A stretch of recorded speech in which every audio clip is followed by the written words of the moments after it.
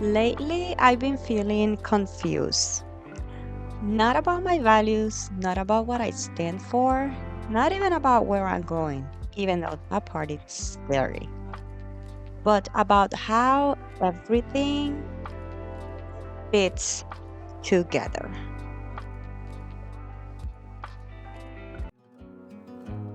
Welcome to my 90-day journey to becoming her.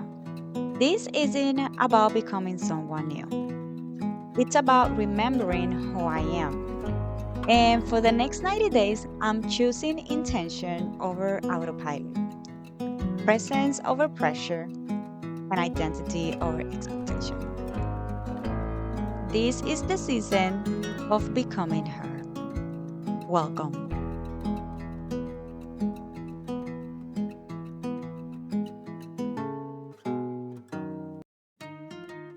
So, for the past few weeks, I've been questioning my brand, what it was, what it is now, and what it is becoming.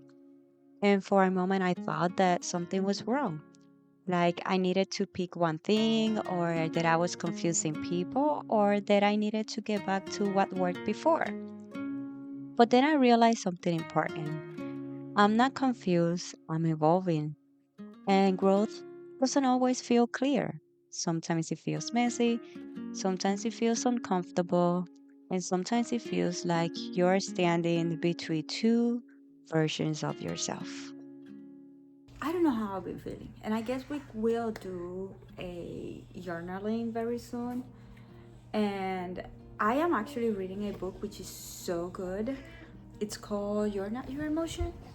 The book is called You're Not Your Emotions. I am actually putting like my it's a first of all, this is super good, easy read. They have 25 insights, and every insight is like one page or page and a half. Super easy to understand and read, like right straight to the point. And but also I've been like, instead of writing my notes on paper, I've been writing them in my laptop. And what I decided to do is now do like book notes, where I'm gonna write a blog, and that blog is gonna be like all of my notes of the books I'm reading. So I will leave you the notes I have so far, of the blog down below, and the link for the book if you really wanna, if you like the blog and you're like, oh wait, I really wanna read this book, then I will leave you the link down below. But I've been loving this, and one thing I've been learning is to listen to your emotions. I love how this book tells you like emotions are messengers, they're not define you. Sometimes an example would say I am anxious, and it's also teaching us how to reframe things, because as a future neuroscience coach, I can understand the powerful word. I understand the powerful words, right? And what we say, whether we're conscious or not of the words, are playing a role in our subconscious mind, and we are living and talking on ways that we don't understand how bad is affecting us. And something so simple, saying I am anxious, I am sad, you saying that you are that emotion, and you are making that emotion part of your identity, instead of making it something that is just something you're feeling, a message you're receiving, and that's it. But that's not who you are. I am feeling anxious and stuff like that. So it gives us also, at the end of every insight, it gives you like a quick, like put that to work. I got reminded of that when I was like talking with you guys and telling you like, I don't know how I'm feeling. I have an idea, and I think I'm understanding now the winter thing, how everybody talks about how winter is so hard and all that stuff, especially for me, because I am so still not used to cold weather. I'm from Puerto Rico, and it's summer all year long, and like I'm literally hibernating. Like I am not getting out of the apartment, and I'm starting to feel it. And on top of that, the days that I have been here in the apartment, it's just been like work, work, work, since the moment I wake up, since the moment I go to sleep.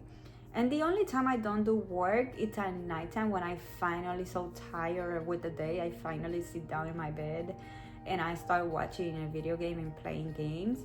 but then I get like sucked into it until really late. And I think that's the other thing that has been affecting me. I've been going to bed late and I've been waking up late, and that's just not me, and that's not how I work at all. So I thought I was feeling, or maybe I am still feeling confused, where to take things next, because a lot of things are changing in my life.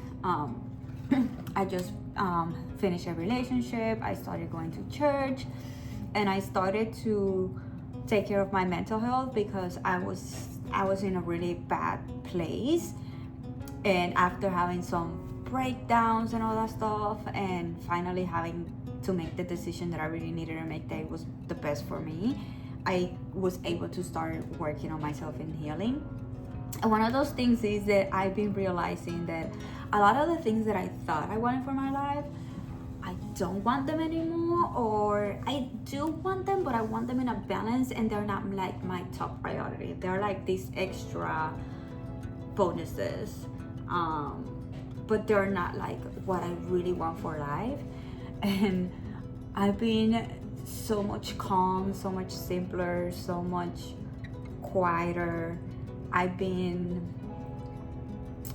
grounded, and I've been so much more connected to nature. I've been obsessed being outside with nature, which is why I'm not well right now with this winter cold, because it's so cold I cannot go outside and do my hikings and outside adventures and stuff like that. So anyways, I feel like my taste is changing, and I'm loving like vintage cottage style. So my style is changing, and with my style changing, that means that my branding changes, so it's confusing with my business, because now I have to like my brand doesn't make sense with me, if it makes any sense. So yeah, like the aesthetic of my, like I've been building this is so frustrating because it has taken me so long to build my website, and now that I'm almost finished, I'm like, I'm not that person anymore. That doesn't represent me. That's not my brand anymore. So now I'm like struggling, like, how do I change my website without taking more time to launch? How do I represent this new person in me that I'm still discovering in my branding? How can I not lose my voice? But I felt like I was being like changing, and I was feeling bad about it. But what I realized is that I'm just evolving. I'm growing, and I'm trying to find my voice of who I used to be, that of that part of me, and now adding this new part of me. And if you've been following for a while, you notice that a lot of things are changing. My YouTube, the way I express myself on YouTube has changed. The way I film and edit my vlogs are changed. I am more focused on myself for sure. I'm studying to get my certification for a neuroscience coach. I've been studying like for YouTube to create better vlogs, because I want to make YouTube like my full-time content. I want to make YouTube my full-time job. So I've been learning how to set up my camera, how I can film new angles. I've been studying about angles, about lighting, colors. I've been really learning and like discovering a lot of things. But the problem is that I'm now trying to see like, how can I align that with my content and align that with my branding and all that stuff. So yeah, yesterday it was a nice sit down. I had to sit down with ChatGPT, and that's how I realized, girl, you're not behind or you're not wrong. You're just evolving, you're growing. And that was a part of me, but that was not everything about me. Now I'm discovering other levels about me, and now I just need to learn how to, blend those versions of me that I still like and enjoy, but be more my core presence and be me. So anyway, We've been taught that clarity means certainty, but real growth often looks like questions. When you're becoming more self aware, more embodied, and more aligned, your old patterns start to feel tight. And that doesn't mean you fail, it means you outgrew them. another struggle that I had was that I need, for my mental health, I need to add more voiceovers because I can explain some things better. and it's way easier for me to just like film myself through the day and then just sit down and do a quick voiceover. But I do miss the talking vlogging aspect of it. So I guess that's the other struggle I'm having right now, because I have no friends in here and stuff like that. I have my best friends, but I have like, how do you call it? Me he alejado un poco. I don't know how to say that in English. I have put my distance a little bit, because unfortunately sometimes they don't understand what I'm doing, and I was judged and all that stuff, and I am on a place in my life where I don't need to be judged, because whatever I'm doing, it's scary. It's very drastic changes in my life, and what I need in my life is support and cheer, and not being criticized or judged by it. So I had to like put my step back. So on top of me being in Florida alone with no friends and family, the friends that I have that at least I could talk to in the phone, I don't have them anymore. So YouTube has always been like my way to cope and talk. Like sometimes I jab too much and I have to really, really cut my vlogs, but at least I get to like talk and express things and share things. And on a voiceover, I already like write down my points, and I did a script of what I really want to share that it's actually valuable. And sometimes it's hard to share like real things with you guys and like a real behind the scenes. So right now I'm in that process, so be patient with me. But right now I'm in that process of figuring out how I can do a mix of like, I have a vision of what my vlogs I want them to be. I just don't know how to make it yet, if it makes any sense. Like I've seen all these YouTubers that I freaking love, and they are doing what I want to do, but their topics and their lifestyle is different than mine.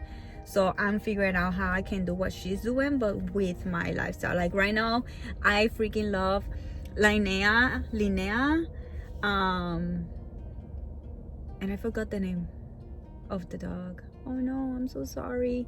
But anyway, her lifestyle, it's off-grid lifestyle, van life. She started as a van lifer, now she's like living off-grid, and she's building her studio. Now she started to build her home, so it's easy for her. She already nailed the part of integrating voiceover with regular vlogging and talking.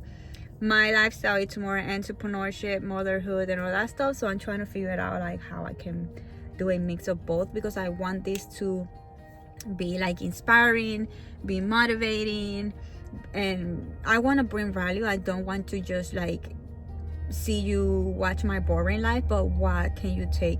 What lessons can I share with you? What can you take from it? Am I making any sense? I don't know, but it's cool. Let's go inside. Akila, that's the name of the dog. She's so adorable.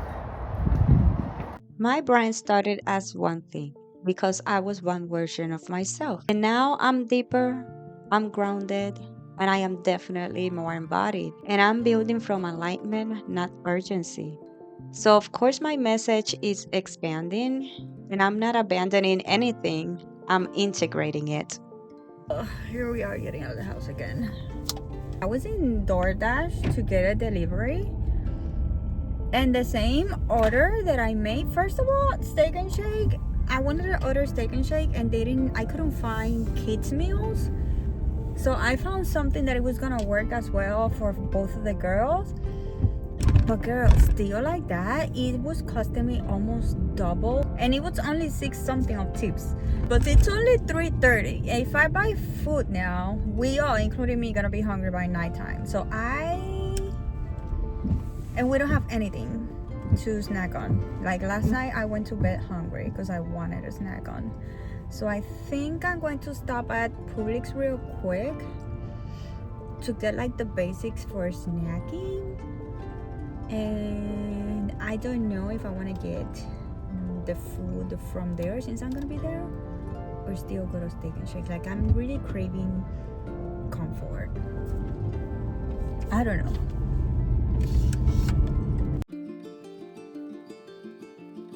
If you ever thought, Why does what used to excite me feel flat?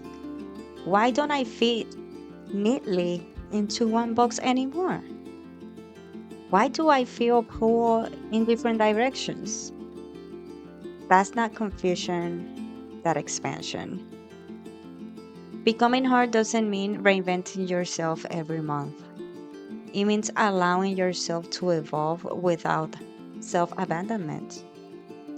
It means letting your message mature, letting your voice soften or straighten, letting your brand reflect who you are now, not who you were surviving. Yes.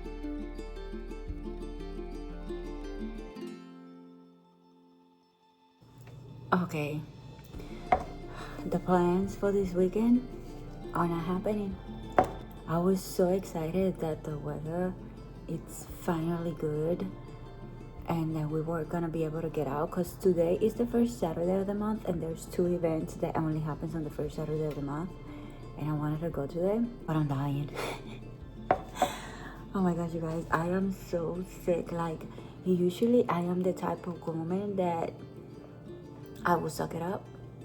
Every time I get sick, I suck it up. Like, I will man up and take it. But this is killing me to the point where I did have to take an Advil and take something for the cough because it was horrible. And as a mom, I need to be able to be a mom. Also, my toddler, it all started because of one of my teenagers, then went to the second teenager, and now my toddler and me are sick. My toddler yesterday, she fell asleep with her blanket, and the fever went up to the point where she even threw up. Um, and after she started to have a really big fever, that's when then I noticed it hit me, and yeah, I could barely sleep last night.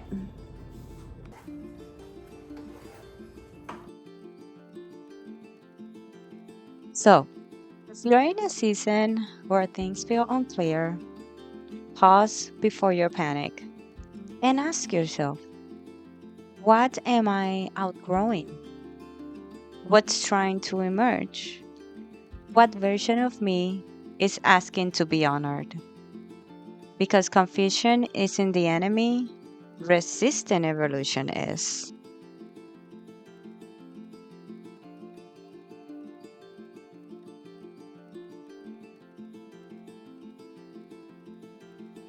This 90-day journey isn't about perfection, it's about presence. And if you're walking in your own becoming season, let me tell you, you're not behind. You are right on time.